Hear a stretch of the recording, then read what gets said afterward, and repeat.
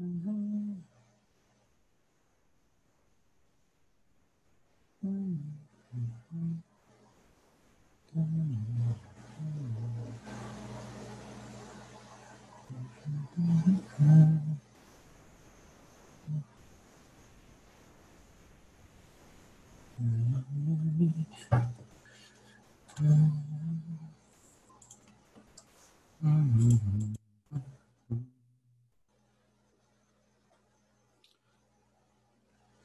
sei se eu ajeitei meu cabelo. Bom dia, pessoal. Nossa senhora, eu nem sei se eu me... Bom dia. Tudo bem, Bárbara, Alice, Letícia, Carol, Brenda e Murilo? Murilo? Tem só o M, tá aparecendo tudo indo mais ou menos, eu sei. Eu sei, Bárbara, desculpa a risada, mas eu sei que é complicado, tá? É uma situação bem complexa. Tá tudo indo mais ou menos mesmo, tá? Literalmente. Desculpa. Mas a gente está vivendo uma situação tão caótica, tão louca, que eu falo, toda vez que eu encontro um amigo ou uma pessoa assim conhecida, aí eu falo, e aí, tudo bem? Como você tá? Olha, tô levando. Aí eu começo a rir, porque, tipo, tá todo mundo levando. Bom, pelo menos aqui, as pessoas que eu converso. É uma situação bem tensa. Nossa Senhora. Mas é uma situação.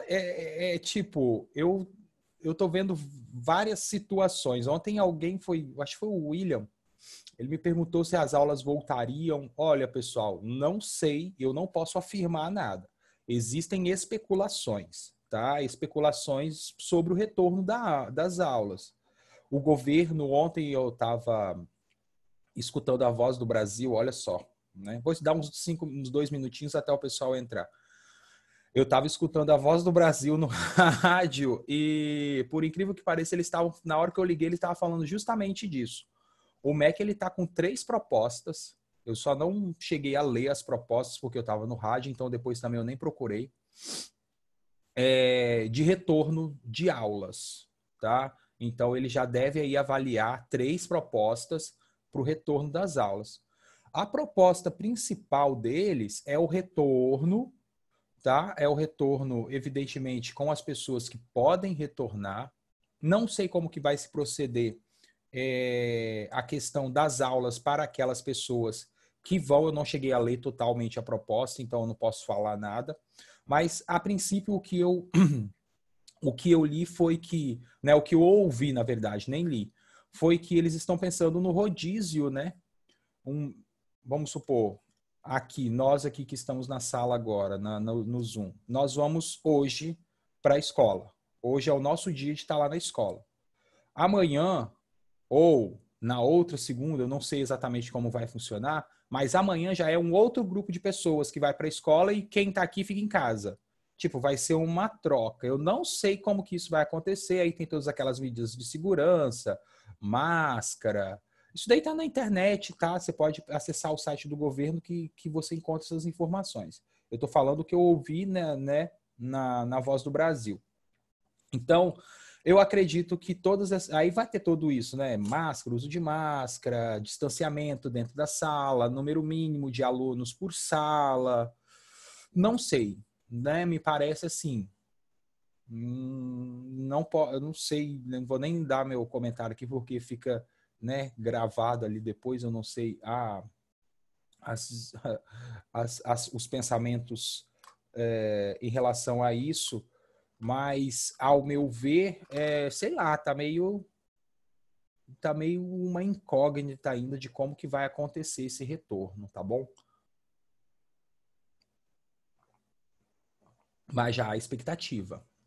Eu, particularmente, eu não nessas condições atuais, né? Porque a gente sabe que é, não é só a gente, né? Se fosse só a gente, às vezes você, né, tem o problema ali, mas como é jovem ainda, nós somos, né, nós entre aspas, né, que eu me coloco numa ala um pouco mais avançada do grupo dos jovens, mas nós que somos jovens, que temos idades aí entre 16, né, e a 30 e poucos, 40 anos, nós ainda temos, digamos, não é nem vantagens, né, mas a gente tem o nosso corpo tem aquela capacidade de reagir muitas vezes, em grande parte dos casos, de reagir bem. Então, para nós seria, né, uma coisa, não vou dizer irrelevante, mas uma coisa que não afetaria tanto o nosso sistema. Bom, pelo menos não se sabe, é o que se afirma até agora. Talvez num futuro, né, não sei. Mas o problema é, se a gente vai e volta para casa, né? Se a gente vai e mora com um avô, mora com uma avó, ou meu pai tem algum problema de respiratório, cardíaco, enfim, são questões que a gente vai ter que analisar durante esse retorno aí, para que a gente possa evitar ao máximo, né, que o contágio volte a acontecer. Mas, de qualquer forma, a gente vai continuar aqui, pelo menos no modelinho online, eu com vocês aqui. Vou compartilhar a minha tela. Olha só, pessoal, a gente vai continuar hoje com... Desculpa, porque está querendo sair alguma coisa aqui. Outra. A gente vai continuar hoje falando das funções inorgânicas. Não vou, evidentemente, falar sobre todos os conceitos, porque a gente sabe que os conceitos que envolvem funções inorgânicas, eles são bem amplos, né? Então, o que eu preparei? A gente viu isso daqui na semana passada, rapidinho, a questão das fórmulas, deixa eu só voltar aqui para vocês, né? A questão das fórmulas, como que a gente vai proceder nesse bloco de conhecimento que eu chamei de simbologia química. Vimos a questão das ligações, né, como que acontece, a gente viu algumas atividades, algumas características principais, algumas aplicações, e hoje a gente vai fazer o mesmo processo, só que para as funções inorgânicas. Por que eu estou entrando nesses conceitos? Porque aí a gente consegue aplicar o que talvez seja um dos grandes problemas na hora que você está estudando química, não para todos, mas para muitos, a questão da nomenclatura, das regras de nomenclatura. São amplas, tá? A gente sabe que são muitas as regras de nomenclatura para vários tipos de compostos, mas ter a base dessa nomenclatura é essencial. Então, agora falando das funções inorgânicas, não vou explicar sobre elas, tá? Eu só vou passar e depois eu vou direto para o exercício. Depois, quando o slide estiver completo, eu mando esse slide para vocês, tá bom? Eu vou dar uma mexidinha ainda, botar algumas informações adicionais e eu mando para vocês. Então, definindo, toda vez que a gente fala funções, a gente está se referindo a um conjunto de substâncias que compartilham propriedades, eu coloquei características, mas propriedades em comum, tá? Temos as funções da química inorgânica e temos as funções da química orgânica, né? São os dois grandes grupos de substâncias químicas que existem no nosso universo, compostos orgânicos e compostos inorgânicos. Há uma diferença entre os orgânicos e os inorgânicos, mas essa diferença, muitos autores ficam tentando diferenciar, então eu tentei pegar a definição que seja mais simples de você entender.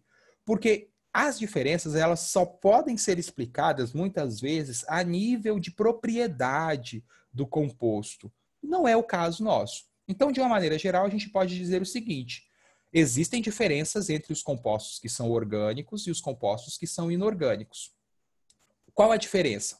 A diferença simples é que você pode tomar o seguinte: compostos inorgânicos são todos aqueles que não apresentam cadeias carbônicas na sua estrutura. Eu achei essa definição bem precisa. Por quê? Porque ela vai dizer o seguinte: olha, mesmo que uma molécula química contenha carbono, esse carbono, provavelmente desta molécula, não é uma cadeia carbônica. Portanto, essa substância é classificada dentro dos grupos das substâncias inorgânicas. Só que aí você entra em vários outros pontos digamos assim, de conflito, que eu não vou falar agora, mas que existem. Eu acho essa definição bacana. As funções inorgânicas, então, são todas aquelas que podem apresentar carbono, mas não cadeias carbônicas, tá bom? Cadeias carbônicas aí se tornaria um composto orgânico, que a gente vai ver futuramente. As funções inorgânicas são 4 funções, tá? Ácidos, bases, sais e óxidos, que foi o que a gente viu, né, durante muito tempo. Basicamente, a gente pode pensar ácidos e bases, né, como sendo substâncias opostas, vamos colocar assim, né? Elas se opõem. Existe uma fala, acho que era de, não sei se foi de Lewis ou de outro autor que tem, porque na verdade a gente vai ver, a gente sabe que tem algumas teorias, mas existem muitas teorias para classificar ácidos e bases. E ele fala que tudo no universo ou é ácido ou é básico ou neutro, né? Só tem esses 3 pontos de substâncias dentro do universo. Mas eu não lembro quem é o autor. Enfim, as funções inorgânicas têm essas características: ácidos, bases, sais e óxidos, né, que é o que vocês já estudaram ou vão estudar ainda. Ácidos e bases têm a definição qualitativa, que é aquela que leva em consideração o uso de indicadores, que leva em consideração a análise, não o cálculo, mas a análise de valores de pH, né, que aí a gente sabe, por meio do pH, se uma substância é ácida, básica ou neutra. E também existem as definições, 3 definições que eu coloquei aqui, mas existem mais, tá bom? Definições que vão, por exemplo, utilizar a mecânica quântica para explicar o que é um ácido e o que é uma base. E aí você tem 3 grandes grupos de teorias que permitem a gente definir de uma forma mais precisa o que é ácido e o que é base. Tem Arrhenius, Lewis e Bronsted-Lowry. Eu coloquei esse círculo aí, né, porque primeiro que eu achei bonitinho, mas depois eu fui dar uma interpretação para ele e falei, caramba, faz todo sentido. Por que eles fazem essas conexões aí? Porque, de uma certa forma, todas essas teorias elas estão conectadas, né? Elas estão interligadas por meio de pontos de congruência, né? Que são os ácidos e as bases. Então, eu falei, tá bacana. Então, Arrhenius, Lewis e Bronsted-Lowry são as 3 teorias, grandes teorias que a gente estuda no ensino médio para a explicação mais exata, mais precisa do que é um ácido, do que é uma base, tá? No caso aqui, eu fui colocando só, para todos os casos, eu fui colocando só não tem nem a definição, se você olhar. Eu vou dar só o modelo mesmo, ok? Vai. Só o modelo mesmo. E repetir o slide, não tem problema não. Só o modelo mesmo do que vem a ser. Arrhenius. Arrhenius, ácidos e bases de arrhenius só podem ser definidos em meio aquoso. E aí a gente tem a ionização quando se trata de ácidos e a dissociação quando se trata de bases. Ou seja, ao lançar essas substâncias em meios aquosos, a substância que é um ácido sofre a ionização, a base sofre a dissociação. Apesar da IUPAC estar preferido utilizar tudo dissociação, tá? Mas os livros trazem ainda o termo ionização. No caso da definição de arrhenius, a gente depende do meio aquoso e a gente tem o seguinte, olha, ácidos são todas aquelas substâncias que, quando em meio aquoso, são capazes de se ionizar, liberando como cátion, aí tem aquela característica, liberando como cátion o H+. Não H+, o hidrônio, H3O+, tá? É muito importante que você agora, na 3ª série do ensino médio, não coloque, claro que é uma forma abreviada, mas tenha total consciência de que esse H+, né, essa partícula característica do ácido de Arrhenius, ela é referente ao hidrônio, H3O+. E as bases têm como partícula característica o OH, né, as bases de arrhenius, e aí você tem em meio aquoso, ao sofrer dissociação, as bases de arrhenius liberam o cátion metálico e o ânion OH-, tá bom? Então essa é a definição simplória, bem tranquila, tá? Eu tentei definir dentro das reações, porque se a gente está trabalhando com simbologia, é importante que você entenda, visualize, visualizar o conceito na reação. Olha que interessante, é visualizar o conceito na reação. Porque a gente sabe que muitas vezes não vem lá escrito nada, mas a informação está toda ali, dentro da reação, dentro da equação química. Então, se você perceber, todos os ácidos que são de arrhenius, eles têm como principal característica a liberação do hidrônio. E todas as bases de arrênios têm como principal característica a liberação do grupo OH-, né, do íon hidróxido. Então, essas são as características principais dos ácidos e das bases conforme arrênios. Já Bronsted e Lowry, ele trabalha com a teoria protônica, né? Bronsted e Lowry são dois pesquisadores distintos que, na verdade, eles pesquisaram separadamente o que era ácidos e o que eram bases, né? E depois essas teorias elas foram agrupadas em um conjunto só porque elas se complementavam e aí passou a chamar de teoria de ácido-base ou modelo de ácido-base de Bronsted e Lowry, dos dois. Então é a teoria protônica que trabalha com o seguinte: no caso do Bronsted e Lowry não tem liberação de H+, não tem liberação de OH-, apesar deles existirem. Para que a gente entenda o que vem a ser um ácido e uma base, segundo o Bronsted e Lowry, a gente tem que pensar em quem libera H+, ou seja, quem é a substância capaz de ceder um próton. Por que é teoria protônica? Porque o H+, o hidrogênio, ele é um elemento químico simples, tem um próton, um elétron, então se ele perde o elétron, ele fica só com um próton na sua estrutura.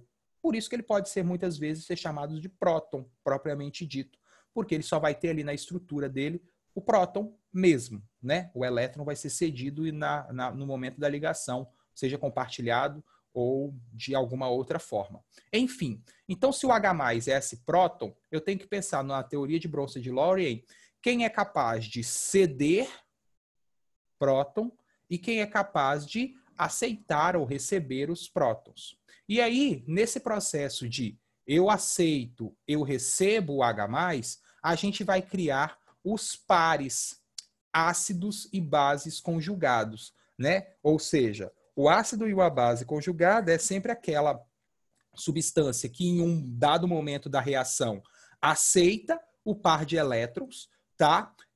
O par de elétrons aceita o íon H+, e a base conjugada é aquela que vai justamente doar esse... Desculpa, é porque está tendo um barulhinho aqui. O par de elétrons, o H+, que é a partícula, a teoria protônica do ácido de Bronsted e Lowry, é o seguinte: você tem uma base e o ácido. A base aceita o par de elétrons, tá? E o ácido, ele cede o próton. Ai, peraí, só um minutinho, que tá me atrapalhando aqui. Só um minutinho.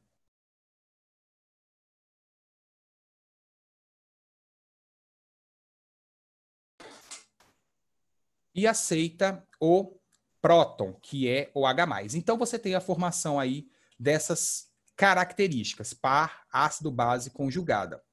No caso do Lewis, aqui a gente tem uma teoria mais ampla. É uma teoria mais ampla porque ela vai trabalhar aí com a questão do par de elétrons, tá? Então, base é uma substância capaz de doar o par de elétrons, enquanto um ácido é uma substância capaz de receber este par de elétrons. Então, aí você vai para um nível mais profundo da teoria, tá? Então, aí você tem, por exemplo, a formação aqui do íon sulfato. O oxigênio, né, o ânion oxigênio, ele doa um par de elétrons para o enxofre, constituindo aí uma ligação química já. Ó, aqui é o SO3, a molécula de SO3, tá bom? Então, quem é o ácido? O ácido é o SO4, o SO3, que recebe o par de elétrons. E quem é a base?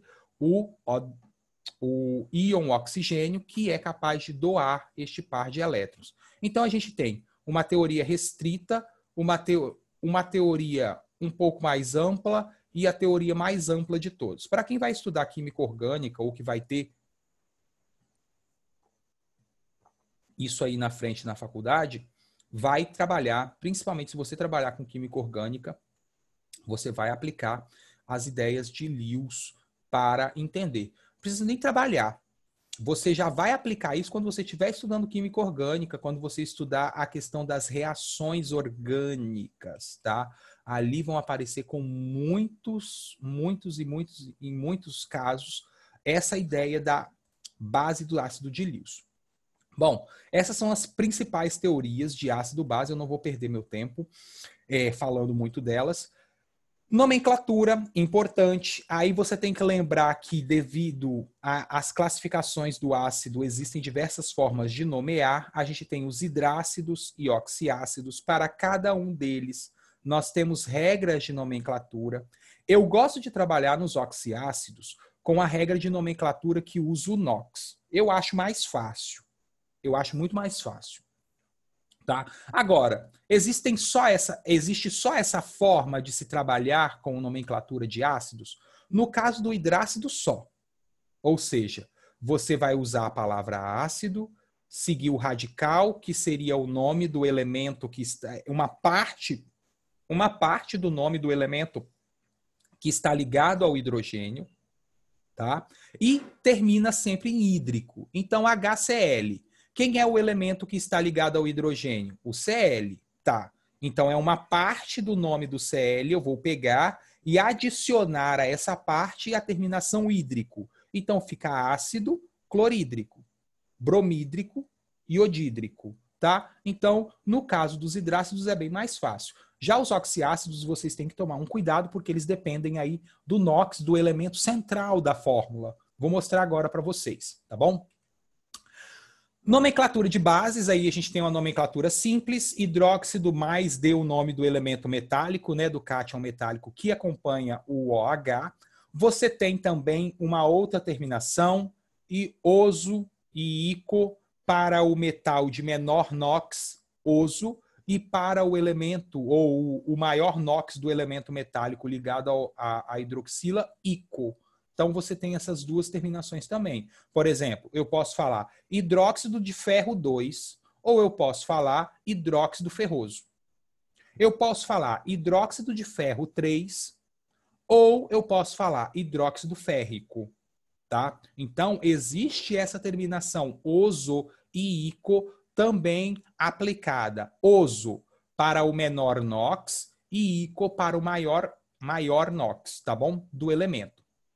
Sais, compostos iônicos formados pela reação chamada de neutralização entre um ácido e uma base. Então, você tem um ácido inorgânico, uma base inorgânica, aqui é a fórmula geral, ó, HA, A é qualquer ânion que pode estar ligado ali ao H, e BOH, B pode ser qualquer elemento metálico ligado ao OH, tá vendo? Ó?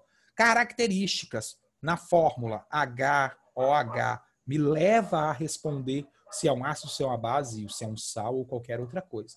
Então, o sal ele vai ser formado por essa reação. Perceba que a sua fórmula química ela é constituída por uma parte da base, o metal, né, o cátion da base, e o ânion do ácido, mais água, reação de neutralização. O que é importante?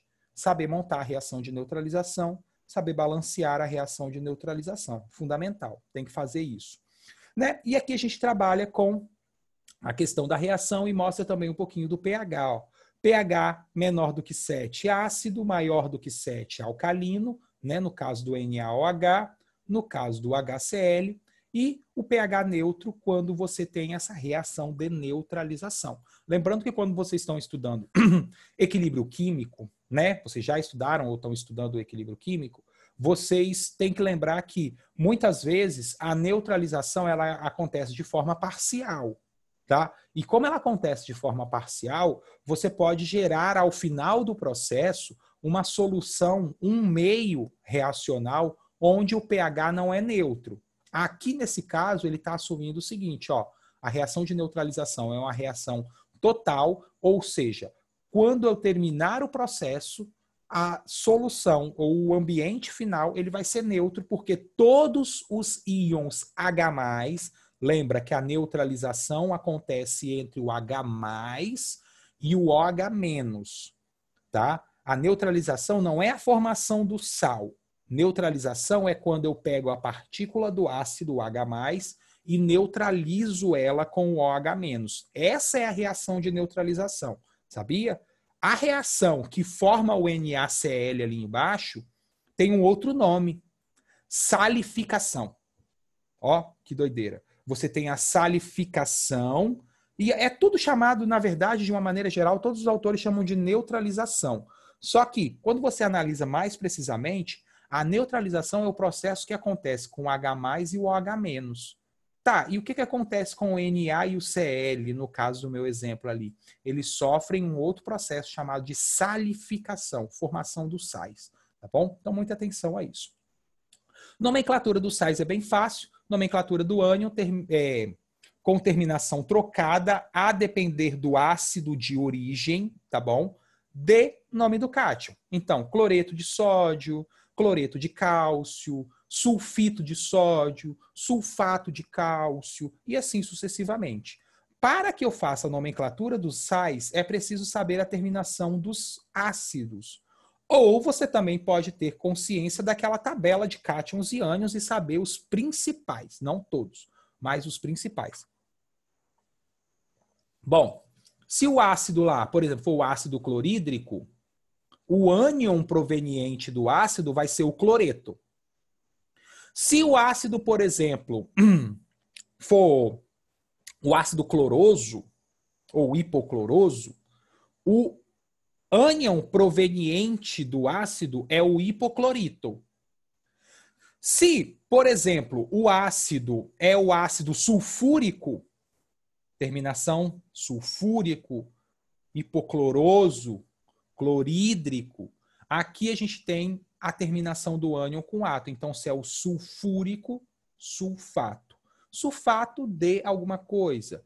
Hipoclorito de alguma coisa. Cloreto de alguma coisa, que essa alguma coisa é o nome do metal propriamente dito.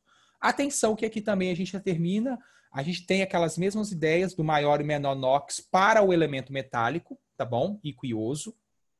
E por fim, pessoal, os óxidos que são elementos binários, dois elementos químicos, sendo que um dos elementos é o átomo de oxigênio. Atenção no estudo dos óxidos para a reação de formação de ácidos e bases, tá? Então, o que é um óxido ácido? Perceba que eu não estou falando tudo, tá? Tem uma série de coisas que vão aí dentro dessas informações que eu estou trazendo. É só um roteiro, um guia para você tentar chegar a uma solução. E são componentes de diversos materiais. Atenção que os óxidos eles participam de processos importantes industrialmente, processos importantes ambientalmente, tá bom? Então fiquem atentos porque são substâncias muito comuns em questões de exercício e questões que envolvam aí esse contexto das funções inorgânicas. Bom, a nomenclatura, poxa, até esqueci, tá? Desculpa, eu peguei uma imagem, ela ficou um pouco menos... Fui trabalhando mais com essas coisas assim, tá? Bem objetivo. Óxido mais o nome do elemento químico, se for um óxido de natureza iônica, né? Óxido de sódio, óxido de cálcio, óxido de ferro, também mantendo aquela, olha lá, os prefixos iquioso, caso o metal tenha NOx variável. Isso daqui é para metais com NOx variáveis. Então, óxido férrico para o ferro mais 3, óxido ferroso para o ferro mais 2. Essa é a ideia. Mono, di, tri, óxido de, mono, di, tri, nome do elemento químico, para óxidos de natureza covalente ou óxidos ácidos, tá? Monóxido de carbono, dióxido de carbono, trióxido de nitrogênio e assim sucessivamente, tá bom? Então essas são as principais coisas, as principais caracterizações. E aí como é que a gente vê isso em aplicações? Olha aqui, uma de 2020, uma de 2020, outra... Aí aqui eu peguei essas questões de 1990, tá? Por quê? Porque eu acho essas questões, elas são questões mais secas, mas elas são objetivas no que ela pede. Ela quer isso, então eu vou fazer isso, então eu vou aprender isso. Peguei duas de 1990, uma de 2012 e uma de 92. Essas mais antigas são bem legais para aplicar diretamente o conceito. Vamos fazer essa nova aqui de 2020. Então, aqui a gente tem um processo de tratamento de água, tá? Então, a água bruta chega à estação, vai decantar, né? Vai deixar em repouso para aqueles particulados mais pesados entrarem, né, em decantação. Depois, né, esse é o processo mais comum. Aqueles, eles meio que, digamos, muda as posições, mas de certa forma é isso. A água entra, decanta, sofre ação de substâncias químicas. Então, aqui no caso, o que ele faz? A coagulação e a floculação. A gente já fez isso, inclusive, numa aula experimental, tá? O sulfato de alumínio e cal hidratada. Beleza. Aí depois filtra-se. Aqui nesse sistema ele faz a coagulação e a floculação antes da decantação. Eu já vi sistemas que a decantação vem antes, por isso que eu falei, tá? Depois ele faz a coagulação com o sulfato de alumínio e cal hidratada e filtra o material, finalizando com uma desinfecção com hipoclorito de sódio. Então ele vem. Para a realização da coagulação são adicionados à água tratada substância sulfato de alumínio, te dá uma fórmula, cal hidratada, te dá uma outra fórmula, e hipoclorito de sódio, te dá uma outra fórmula. Aí pergunta, a que funções orgânicas, olha só, de 2020, hein? A que funções inorgânicas pertencem às substâncias utilizadas na coagulação? Al2SO4, KOH e NaClO. Bom, ó, Al2SO4 é só você olhar. Exceto alguns ácidos, tá? Tem o ácido de cromo que tem um metal, tá? De uma maneira geral, tá? Porque tem casos como esse que eu falei, o ácido de cromo, o ácido crômico, que é um ácido que leva um metal na sua estrutura, tá? De uma maneira geral, os metais, eles vão aparecer em duas fórmulas só, de funções inorgânicas. Ou ele vai estar presente em três, na verdade. Ou ele vai estar presente no sal, ou em óxido, ou em base. Os ácidos normalmente não têm metais. Normalmente. Tem alguns que têm, mas normalmente não vão aparecer assim em grande para vocês. Mas tem. Então, de certa forma, são esses três grupos de funções que aparecem esses elementos. Os metais, óxidos, sais e bases. Aí eu já sei, ó, uma base, ela termina com OH, né? Tem a partícula OH característica. Então, o CaOH é uma base. O Al2SO4 e o NaClO não podem ser óxidos, porque eles não são compostos binários, né? Não são formados por dois elementos químicos, são formados por três. Todos aqui têm três elementos, não são átomos, são elementos. Essa é uma substância formada por três elementos químicos, alumínio, enxofre e oxigênio, mas ela contém 3 mais 12, então tem 15, 16 átomos ao todo aqui, né? 12 aqui de oxigênio, 12 átomos de oxigênio, 3 átomos de enxofre e 1 átomo de alumínio. Então, ao todo, são 16 átomos de 3 elementos. Tem essas diferenças. Então, aqui é um sal, aqui é uma base e aqui é a mesma característica dali de cima, um outro sal. A resposta, ó, a alternativa B, ela é bem tranquila. Mas só que ela vai levar em consideração o seguinte. Uma solução A, é porque o nome já deu ali, ó.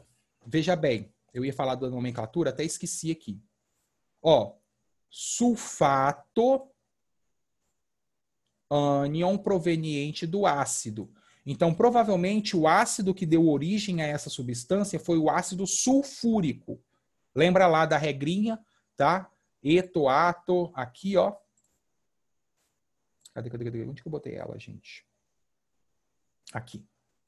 Tem aquele poeminha, né? Mosquito temoso, te bato, te pico, te meto no vidrico. Essa ideia aí dá até para você memorizar. Então, se terminou em ato, sulfato, provavelmente o ácido é um ácido que termina em ico. Então, se é o sulfato, é o sulfúrico. Então, o ácido sulfúrico é que deu origem a essa substância. Aqui, ó, hidróxido. Esse é o íon hidróxido. Como o cálcio é um elemento que tem o NOx fixo, hidróxido de cálcio. E aqui, ó, é o hipoclorito, que é o nome dele, desse ânion, de sódio. É um sal, tá bom? No caso da letra B, o que, que acontece na letra B, pessoal? Na letra B, eu preciso que você consiga entender aquela questão do equilíbrio químico, tá? Então, uma solução de NaClO apresenta caráter ácido, básico ou neutro. Para você me responder, lembra que eu falei que poderia perguntar isso? Para você me responder isso, o que, que você precisa? Você precisa entender quem são os ácidos o ácido e a base que deram origem a esse sal. Então, ó, se é o hipoclorito de sódio, o hipoclorito de sódio, ele vai dar o seguinte, ele quer o NaClO. Quando em meio aquoso, então ele quer saber uma solução de NaClO. Então, primeiro eu vou colocar ele em solução. Na+, não sei se vai dar para... Não, não vai dar não. Tá? Aqui é um Na+, não vai dar para colocar a carguinha, mas tem um mais ali. E o ClO menos, pela fórmula. Se é uma solução, você, como um bom entendedor de equilíbrio químico, vai lembrar que a água em solução, ela se autoioniza em H+, e OH-. Então, vamos lá. O Na e o HClO, certo? Esse tipo de solução formada aí vai ter uma solução de caráter ácido, básico ou neutro? O que, que vocês diriam para essa resposta?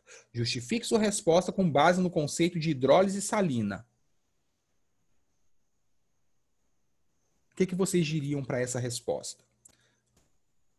Eu diria o seguinte, eu diria que a solução final teria um caráter ácido.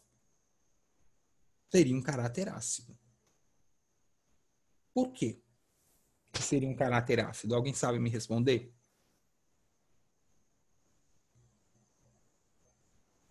Não? Alguém sabe me dizer por que teria um caráter ácido?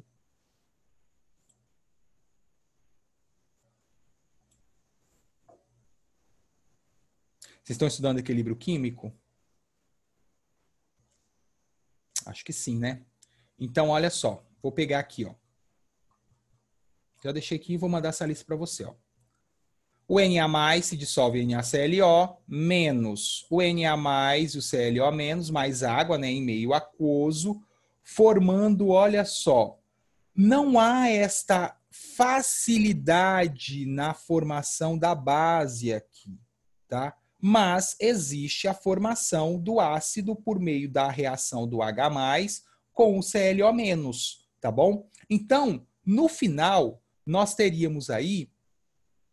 Opa, falei meio ácido. Seria uma forma... Falei errado, tá? Seria uma formação de um meio básico, de fato. Isso aí, ó, errei até o próprio conceito de equilíbrio. Por que que seria básico? E por que que eu errei? Porque aqui, ó, há a formação do ácido e a partir do momento que há a formação do ácido, evidentemente que vai ter mais partículas OH- ali no meio. Eu peguei uma ideia e falei assim, vai formar o ácido. Acabei errando. Por que que é um ácido fraco? O ácido fraco aqui é porque o NOx, né, ou a diferença entre o número de oxigênio e o número de hidrogênio, ele vai dar igual a zero. Então, a gente tem um ácido fraco. Se eu quisesse dar o nome a esse ácido, eu teria que fazer o seguinte, eu teria que pegar o NOx do oxigênio, menos 2, o NOx do hidrogênio, mais 1, e somar menos 2 mais 1, tá, menos 2, mais 1, menos 1. E aí eu venho aqui, então, e encontro o seguinte, ó. Como o NOx está entre 1 e 2, né, o NOx do elemento principal vai estar mais 1, na verdade, entre 1 e 2, a gente vai ter aqui o ácido hipocloroso. Tudo bem? Beleza? Então, aqui, na verdade, me perdoe, mas forma um meio ácido. Até eu errei o conceito de hidrólise salina. Tá bom?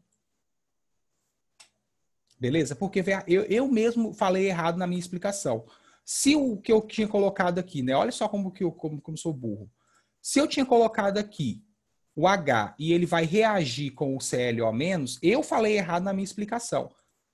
Como que no final vai formar um meio ácido se aqui reagiu e o que está sobrando é o OH-? Né? Não fazia o menor sentido. Então, eu expliquei errado na hora de falar a resposta aí desse item. Beleza? Mas, então, aqui é muito importante, ó, uma questão de 2020, de uma faculdade que eu acho que é uma faculdade que tem curso de medicina, tá? Eu peguei o nome dessa faculdade, eu acho, semana passada, já não me lembro mais. E recente, envolvendo os conceitos justamente que a gente está trabalhando. Próxima questão. Uma próxima questão que envolve a questão dos óxidos. Olha aqui, ó, óxidos. Na verdade, aqui não temos óxidos, temos substâncias alotrópicas, tá? Mas aqui a gente tem óxidos. Alguém falando uma coisa aqui? Gustavo. Mas como a gente chegaria a essa conclusão sozinho? De que a base não forma automaticamente o OH fica difícil, tá? Como que você chegaria nesta conclusão? Eu vou tentar pegar logo aqui pela resposta para ser mais objetivo. Você tem que trabalhar com a questão de hidrólise salina.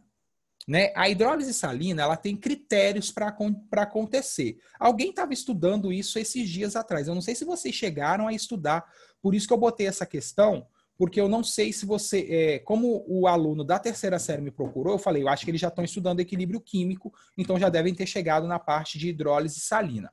Tem critérios para a hidrólise salina acontecer.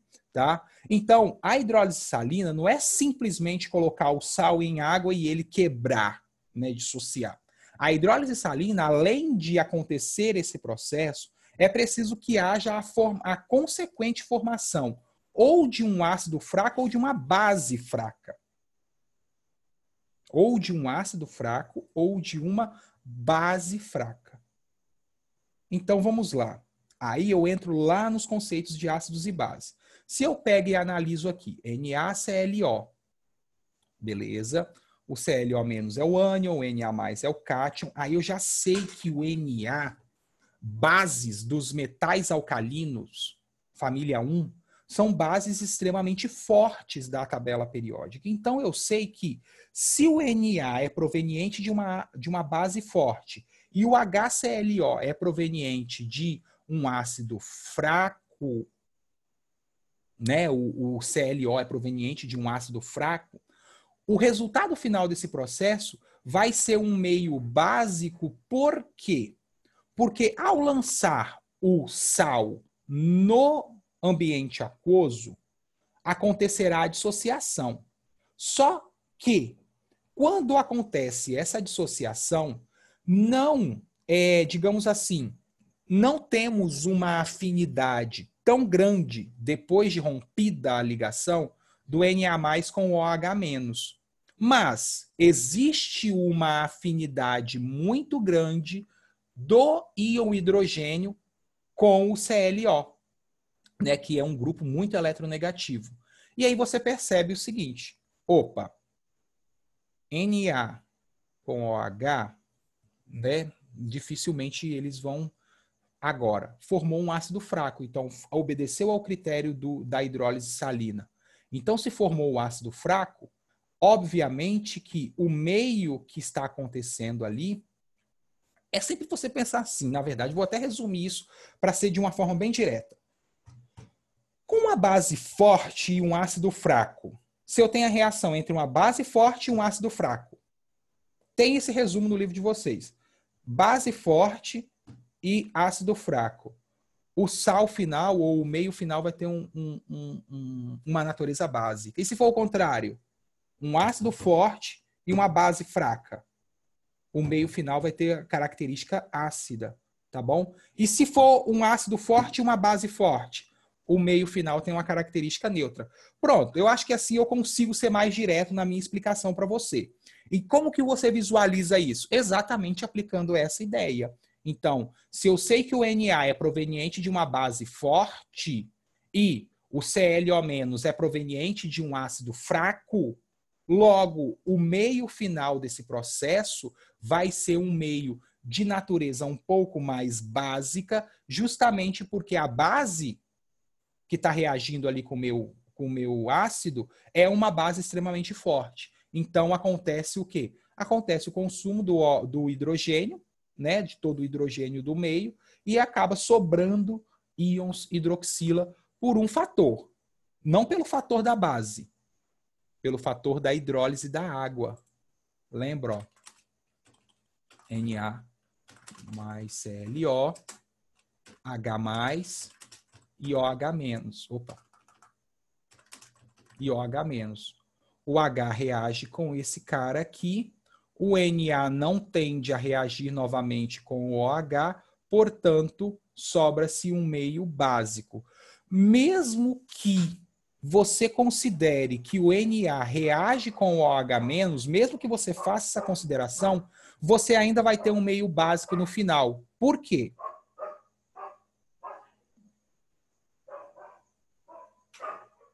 Por que você acha que eu vou ter um meio básico ainda no final do processo? Porque a base formada é uma base extremamente forte. Então, ela tem, digamos, predominância ali no meio em que ela se encontra. Entendeu? A não ser que esse meio também seja composto por um ácido forte. Aí a gente tem, né, digamos, competição entre os dois. Agora, se é um meio entre uma base forte e um ácido fraco, por que que ele se chama de fraco? Você sabe por que que o ácido é fraco, o ácido é forte, o ácido é moderado? Por que que ele tem essa terminação? Porque simplesmente, quando eu falo que um ácido é fraco, isso por causa dos hidrogênios, perfeitamente. Então, quer dizer, se não há tanta liberação de hidrogênio por parte do ácido, obviamente que ali a gente vai ter, evidentemente, um maior quantitativo de. Sim, sim, mas você sabe que ele é fraco, forte, moderado, um oxiácido, por meio da diferença do oxigênio com o hidrogênio. Mas por que que ele recebe essa terminação fraco?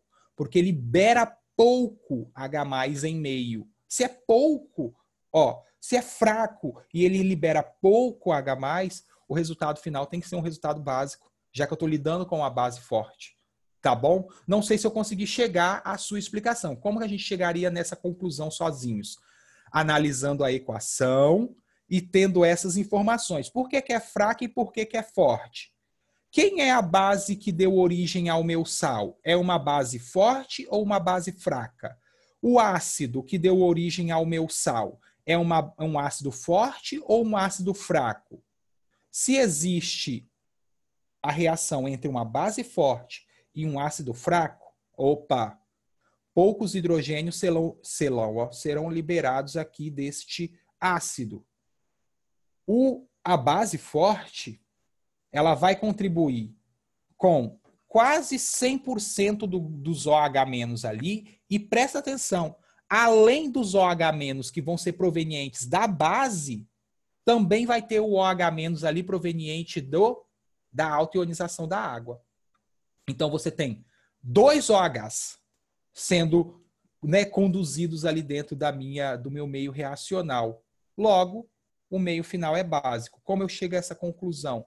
Tendo em vista qual é a origem da minha base, se ela é forte ou fraca, qual a origem do meu ácido, se ele é forte ou fraco, e lembrando, se há reação entre eles, base forte e ácido fraco, o produto final é um sal de natureza básica, porque aí vão ter poucos íons hidrogênios dispersos no meio.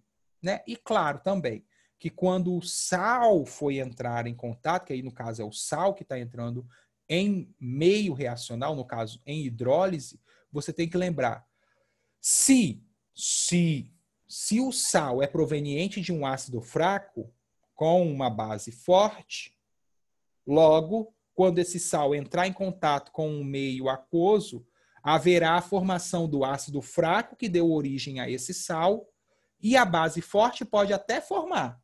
Mas como ela tem digamos assim, como ela tem um poder de dissociação muito grande, dificilmente vai acontecer essa formação. Você entende? Volta lá naquele conceito de ácido. Bases muito fortes, elas dissociam quase que 100% em água. Então, se eu penso assim, se o NaOH é uma base forte, logo eu sei que o meio final ele vai ter uma grande quantidade de OH-. Por quê? Porque é muito difícil, depois de separados, essas bases voltarem a se formar em meio aquoso. Porque ali a dissociação é quase que 100%. Beleza? Não sei se eu consegui responder a sua dúvida.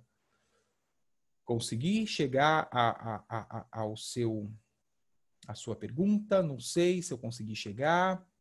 Acho que conseguiu sim. Então, basicamente, para tentar responder, tentar ser mais objetivo na sua pergunta como que eu chego a essa conclusão? Primeiro eu analiso, como é hidrólise salina, eu tenho que analisar de onde veio o meu sal para eu poder chegar à conclusão. Se o sal é proveniente de um ácido forte com uma base forte, os dois são fortes, o meio final ele tem que ser neutro. Por quê? Porque eu vou voltar lá nos ácidos. Aí agora eu volto lá nos ácidos. Porque eu vou voltar lá nos ácidos. O quê? Vou voltar nos ácidos, lembrar, bases fortes recebem esse nome de forte porque ela dissocia quase que 100%. Ácido forte recebe esse nome forte porque ele libera quase que 100% dos seus íons hidrogênios. Eu falo quase porque sempre tem uma parcela ali que fica ainda ligada no meio, mas é muito desprezível. Mas quase que 100% dos seus íons H+. Então, se a base libera 100% do seu OH- e o ácido libera 100% do seu H+, a reação só pode ser de neutralização total. Deu para sacar? Agora, eu analisando o hipoclorito de sódio. É um sal. Quem deu origem a esse sal? O cátion veio da base. Então, do NaOH. Base forte. O ânion ClO- hipoclorito veio de um ácido, o HClO. Ácido fraco. Como que eu sei que é fraco? Pelo que o William falou ali no chat. Desconta o número de hidrogênio de oxigênio, se a soma for igual a zero, é um ácido fraco. Opa, então eu tenho um sal que é proveniente de uma base forte com um ácido fraco. O que que acontece? Acontece o seguinte, a base, por ela ser forte, vai dissociar quase que 100% dos seus íons OH-, né? Então vai ter muito íon OH- sobre a base. Para saber, tem que analisar a família da base. Sim, então, família 1 e 2 são bases fortes da tabela. A 2 tem algumas exceções, mas são as bases mais fortes da tabela periódica, tá? São, das funções inorgânicas, principalmente as da família 1. Tá bom? Hidróxido de sódio, hidróxido de lítio, todos os elementos da família 1 e 2 tendem a formar bases fortes, tá? Tendem, porque tem alguns da família 2, se não me engano, magnésio, o magnésio que ele é uma exceção, ele forma uma base moderada, tá bom? Então, veja bem,